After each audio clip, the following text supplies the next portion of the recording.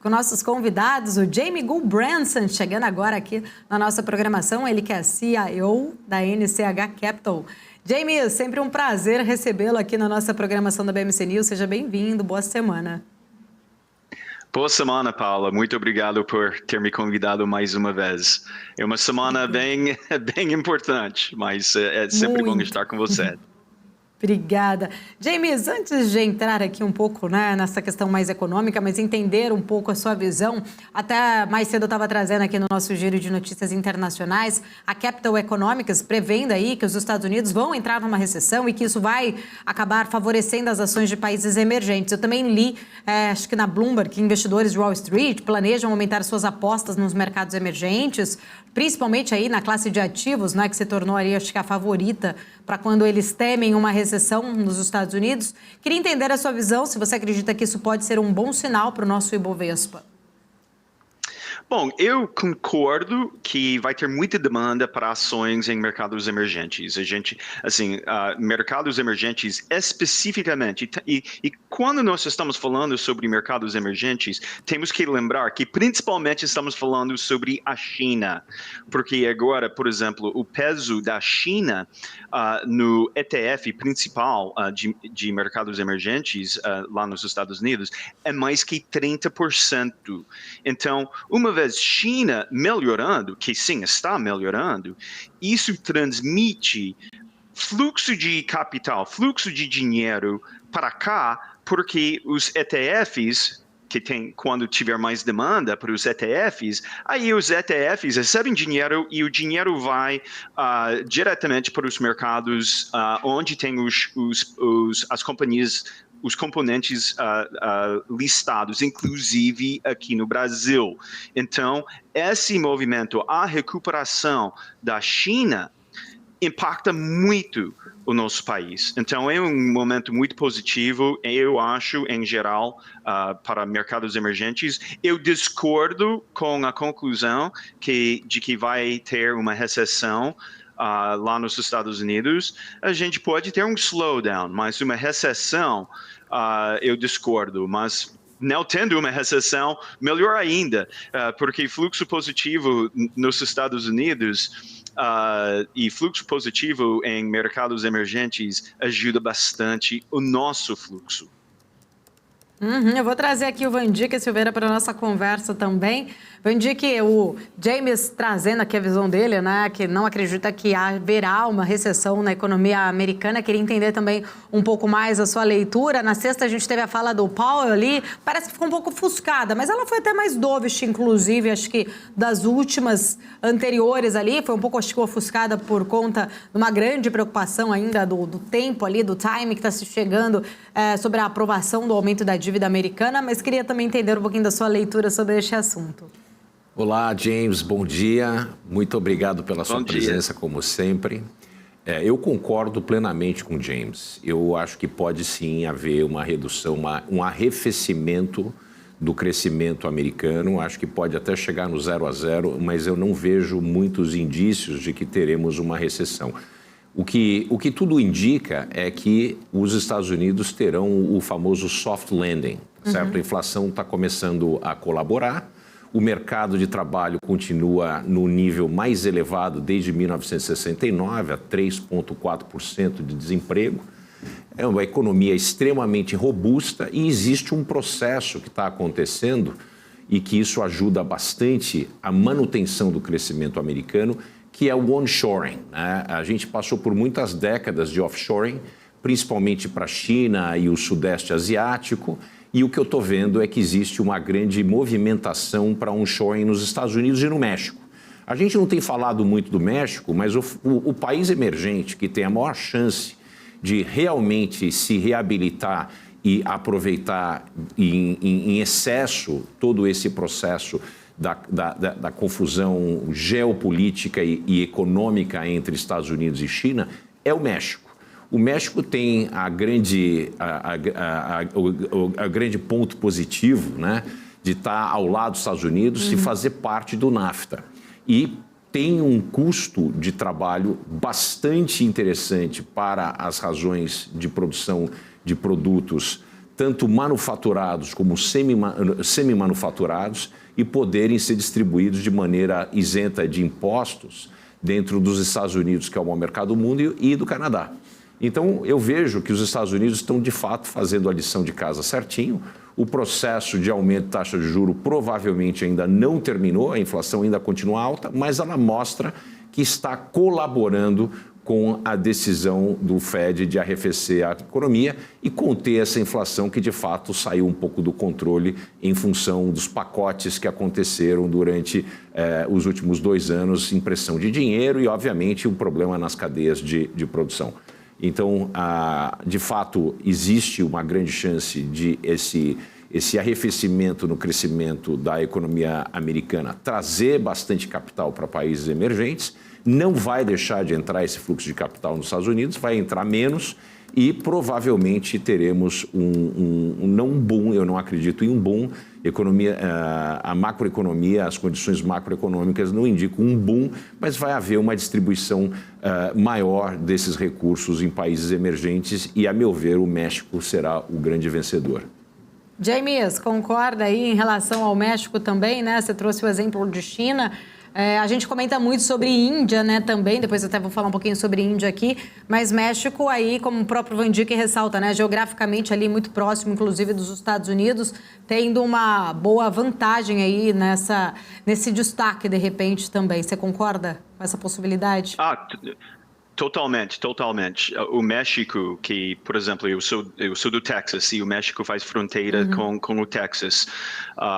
O México tem uma economia 1000 vezes melhor estruturada beneficia muito por causa dessa proximidade com os Estados Unidos. E outro ponto, o ponto de onshoring é muito importante. E por que que teve muito onshoring? Bom, teve umas confusões principalmente entre o Trump e a China, e agora com esse alinhamento que a China tem com a Rússia, que aí afasta ainda mais dos Estados Unidos. Mas também temos que lembrar, falamos sobre isso na semana passada, que a taxa corporativa de tributação caiu de 36% para 21%. E então tem mais incentivo para produzir nos Estados Unidos. E como tem NAFTA, aqueles benefícios transbordam para o México também. Então, o que eu gostaria de ver seria esse governo aqui no Brasil olhar para o exemplo do México e entender que aproximar-se com a maior economia, a maior potência econômica da história do mundo, não é pecado. Seria ótimo se fizesse, porque os Estados Unidos e o Brasil deveria beneficiar também por causa dessa proximidade. O Brasil tem tudo que os Estados Unidos precisa. Então, seria algo sensacional se pudéssemos reestabelecer ou melhorar as relações entre o Brasil e os Estados Unidos. Bem pontuado. Ô, James, pegando um gancho, né, em relação ao Brasil, esta última semana a gente viu a Bolsa aí tendo uma alta de 2,10% de acumulado na semana passada. No ano estamos em 0,93%, mas teve uma alta ali significativa, principalmente acho que pesou bastante essa expectativa sobre o texto do arcabouço fiscal. A gente estava até falando um pouco antes, eu aqui, Van Dijk, ainda temos, né, uma discussão ali pela frente, se vai ter mais alguma alteração ou não, pelo menos 40 emendas, acho que foram protocoladas ali como pedidos, né, para serem colocadas em discussão pelos líderes de alguns partidos. Faltam ainda definir, acho que, uns pontos importantes, mas eu queria entender se você acha que esse otimismo que a Bolsa apresentou aí na semana passada, ele é permanente ou não, né? Ou pode ter sido aí somente um voo de galinha em cima de algumas expectativas? Bom, infelizmente sempre tem o risco de voo de galinha, mas vamos para os fundamentos, vamos focar o que os dados fundamentalistas estão nos mostrando, como nós colocamos na tela na semana passada. Claramente, dentro da nossa money machine, do Anyquant, estamos enxergando, os dados estão mostrando uma trajetória para a recuperação das empresas, especialmente small e mid cap. E eu foco muito em empresas small e mid cap aqui no Brasil, porque realmente são elas que representam a situação verdadeira da economia brasileira, tá? Então, a alta, que agora são mais que 12% no mês, no índice de small e mid cap, assim, pode ser que seja, como conversamos algumas semanas atrás, sobre Magazine Luiza, que subiu muito antes do resultado, depois caiu, mas agora está recuperando. Como esse tipo de movimentação, que teve uma alta forte, 12% nas últimas 3 semanas, pode ter um pullback, pode ter sim, nos próximos dias, talvez nessa semana, a gente vai ver algumas pessoas, alguns investidores entrando, vendendo, mas a trajetória é clara, é de recuperação. E o índice de small e mid cap aqui no Brasil sofreu muito nos últimos anos, principalmente por causa de juros. Nem teve aquele lá fora, depois que efetivamente a pandemia terminou, falando no início de 2022, assim, o mundo teve como respirar em 2021, o Brasil não. O Brasil não tem. E aí começou o ciclo de alta de juros, e as empresas que sofreram mais foram as small e mid caps. Então, que eu acho que a taxa de juros, que a Selic vai cair, não.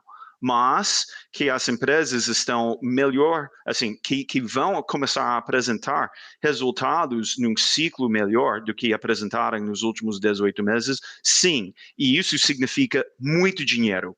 É muito importante agora prestar atenção às ideias que nossa money machine gera. Compartilhar o gráfico, James, com a gente do Anyquants, para a gente visualizar, sempre fica, né, mais nítido, entendendo ali a sua explicação, colocando o gráfico. Fica à vontade também, ajude a gente a enxergar aí esse movimento, inclusive, da nossa bolsa, na sua visão, principalmente do índice mais small caps, na verdade, né? Com certeza, eu estou compartilhando agora a minha tela, e o que eu estou mostrando aqui exatamente o que acabei de falar, que é o ciclo fundamentalista. Eu vou cortar aqui um pouquinho. O ciclo fundamentalista, eu posso colocar em andamento para todo mundo ver como que funciona, mas, assim, cada papel tem um ciclo, e o que eu estou colocando aqui é o ciclo do índice small cap. Está um pouquinho difícil ver os números aqui, mas essa área aqui significa desaceleração, significa que a economia em geral está desacelerando, que as empresas listadas nesse índice, no small mid, estão sofrendo, mas cada ciclo ruim cria a possibilidade de um ciclo bom, e aí recuperação acontece depois, que é aquele momento em que o voo, eu espero que não de galinha, mas o voo começa a decolar. E foi isso que foi o caso em 2016, 2017, em que os resultados da Bolsa foram sensacionais.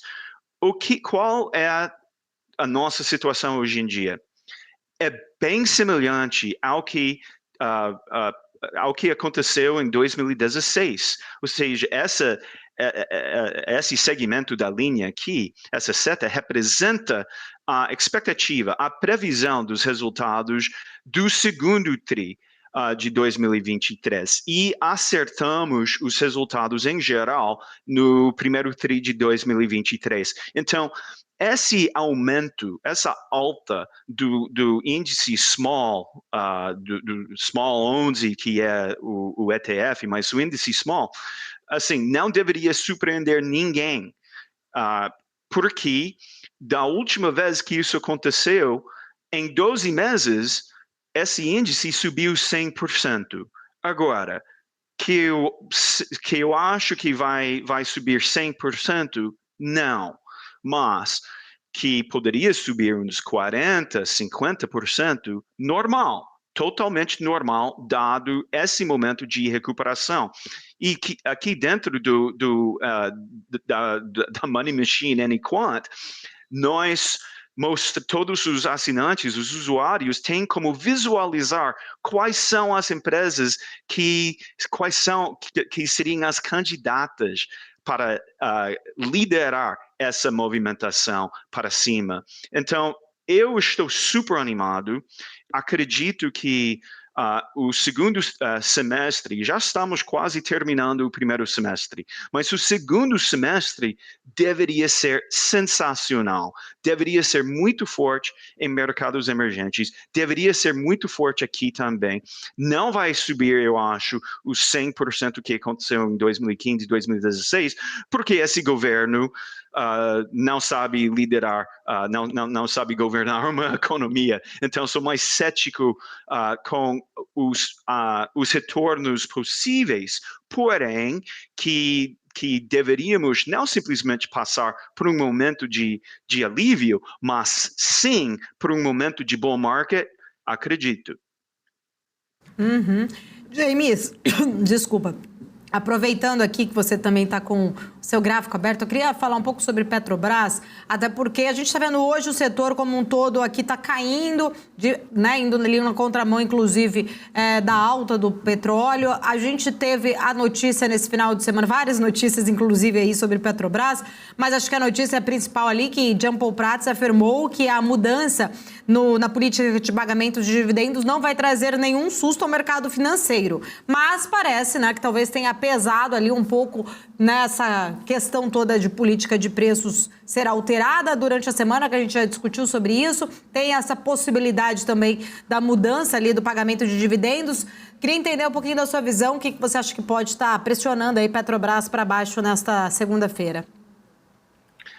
Olha, nossa leitura, e na minha tela aqui eu coloquei a Petrobras e o ciclo dela. A nossa leitura, a gente vê algo que é basicamente completamente ao contrário do que está acontecendo com Small 11, que é que a empresa passou por um momento excepcional, vou ampliar aqui um pouquinho. Vimos um ciclo sensacional que começou no final de 2020, continuou em 2021, e aí teve a retração normal do ciclo da Petrobras, dos fundamentos. Totalmente normal. Não necessariamente quer dizer que o papel deveria cair e cair forte. Simplesmente quer dizer que o ciclo bateu um certo pico, tá? Um certo teto da lucratividade nesse ciclo da empresa. A trajetória da Petrobras não está boa, não. Esse segmento da linha aqui, a seta, mostra que a Petrobras tem uma previsão de ter ainda mais retração e provavelmente já no segundo semestre, quase com certeza, vai entrar em desaceleração. Então, o momento não é da Petrobras. Tem o governo jogando contra ela, tem a realidade de preços de commodities caindo lá fora, que deveriam cair mais. E também tem muitas empresas que já passaram por seus momentos difíceis e agora é o momento de value. Agora é o momento. Então, eu estou, assim, Petrobras, em geral, é uma empresa excelente. A Vale é, com certeza, uma empresa sensacional. mas não é o momento daquelas duas empresas. O que é o momento das empresas que sofreram muito e por muito tempo e agora estão apresentando resultados melhores. Maravilha. O James, a Débora também, o Vandic está aqui, tem pergunta, a Débora também tem pergunta de Vale, mas vamos lá. Vandic está na tela, deixa o Vandic primeiro aqui, fica à vontade, Vandic. James, quanto o abandono do PPI contabiliza para essa visão negativa que você tem com relação à Petrobras e quanto impacta isso em cima do abandono do PPI, essa mudança na forma de pagamentos de dividendos? Olha, assim, simplesmente por ter essa conversa sobre como dividendos vão ser distribuídos, mostra para nós, mostra para mim que a forma em como a Petrobras é gerida é totalmente errada. Assim, deveria ser, é uma empresa, eu sei que é uma estatal, não deveria ser uma estatal. Assim, não deveríamos ter estatais listadas de bolsa. Sabe quantas estatais têm listada de bolsa nos Estados Unidos? 0. Não existe. Não tem estatal listada lá nos Estados Unidos. Então, quando entramos na conversa sobre o impacto dessas coisas na distribuição, na política de dividendos, simplesmente me lembra da importância que todos nós temos uma escolha aqui de como investir nosso dinheiro. Ou podemos fazer do caminho mais fácil, que é, vamos focar em empresas que estão em expansão, que estão expandindo, recuperando seus fundamentos, ou vamos tentar brigar com nosso próprio dinheiro contra uma empresa que está sendo mal gerida e que está também entrando num ciclo fundamentalista ruim. Então, por mim, assim, minha decisão, minha escolha é, poxa, eu quero olhar em empresas que não têm tanto potencial do governo mexer que tem com a Petrobras. Aqui a Débora falando contigo, James, bom dia para você.